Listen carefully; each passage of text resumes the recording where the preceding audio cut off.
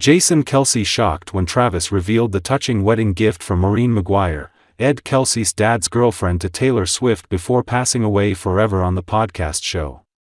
On Tuesday, August 5th, the Kelce brothers released a new podcast, Jason and Travis, sharing everyday stories, behind-the-scenes football, and private things that have never been revealed, unexpectedly leaving fans emotional and shocked.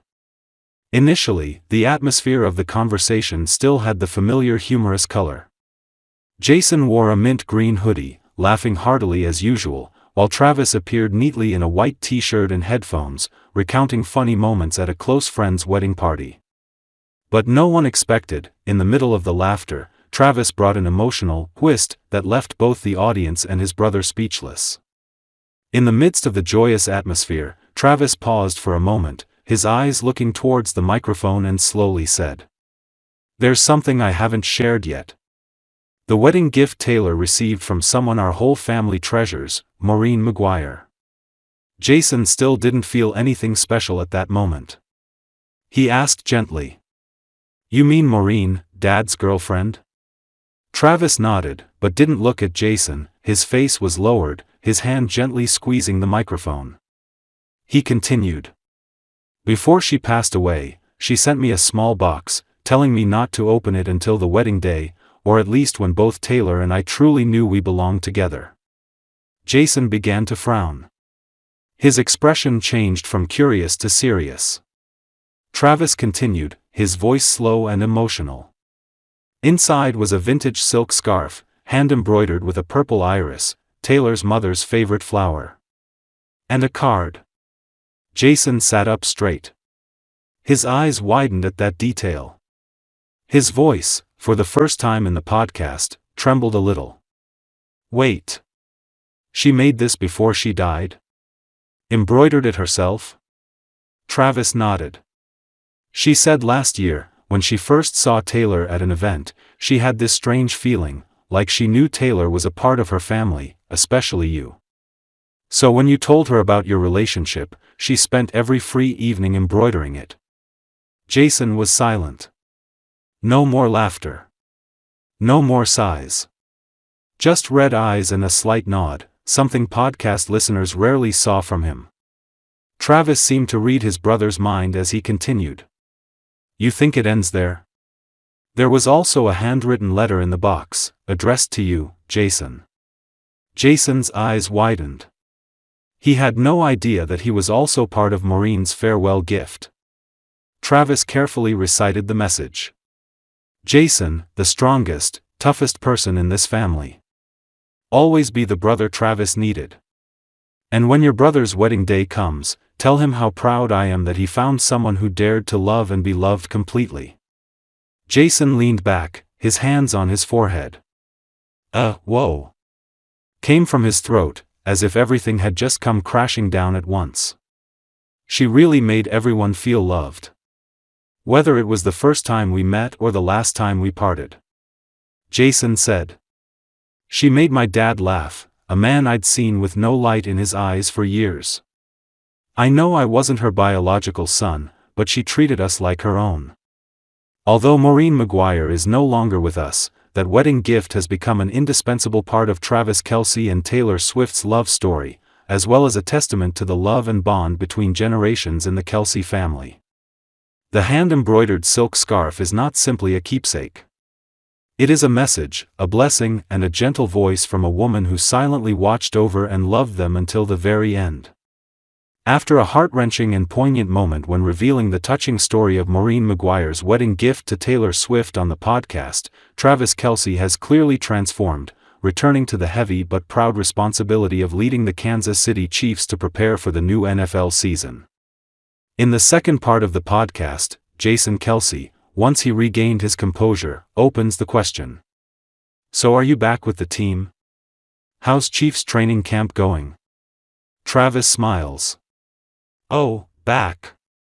My whole body is screaming after the first few days of practice, but I love it. We're burning energy, sweat, and spirit like tomorrow is the Super Bowl. Chiefs training camp, where warriors are forged." Travis describes the setting in St. Joseph, Missouri, the site of the Chiefs' summer training camp, as his second home. It was hot, really hot, like a fire. But that's when my body and spirit were pushed to the limit. I like this feeling, where people don't talk about past titles, but only think about how to move forward. Travis couldn't hide his pride when mentioning the young faces who are trying hard every day. There are some rookies who remind me of myself when I first entered the NFL. Passionate, eager, not afraid of collision. We are a collective that is being forged from sweat, shoulder slaps and screams in the middle of a hot afternoon.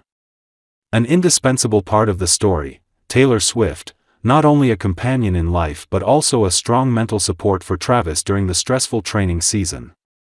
Jason half-jokingly said, "So does Taylor send you snacks?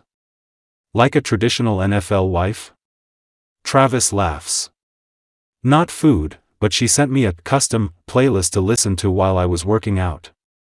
It was all inspirational music, both hers and my favorite artists. There was Eminem, Jay-Z, Bon Iver, and then all of a sudden a country song came in." He continues. "One morning, when I was so tired I was about to collapse, her Long Live came on in my headphones. I don't know if it was by accident or on purpose, but it just got me up." For Travis, there's no such thing as taking it easy. He says, "Age waits for no one. I'm 35, but in my head I still think of myself as a rookie who's fighting for every inch of his opportunity.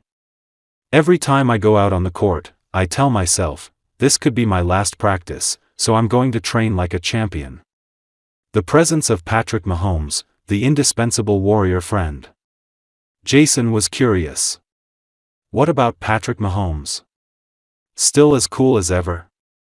Travis immediately burst out laughing.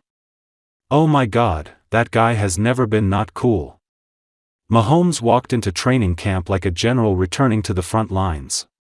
He didn't need to yell, just a glance and the whole offense fell silent. Travis revealed that Mahomes had proactively organized private practice sessions outside of official hours, calling each person to make sure everyone understood the strategy. "That's why we're successful. Not because of the name, but because of the work ethic. Mahomes doesn't rest on his laurels. And neither do I." Travis's goal, beyond the Super Bowl. Travis revealed a new goal beyond the Super Bowl for the first time. "I don't just want another championship ring. I want to pass on the values of football, to be an example to the rookies, to help them grow, to help them stick together." And then he narrowed his eyes, saying in a joking but determined tone, "But of course, if Super Bowl LVX calls Kansas City, I'll be the one jumping the highest." Jason was surprised by his brother's monster spirit. Jason shook his head. "I still don't understand how you keep up that energy level.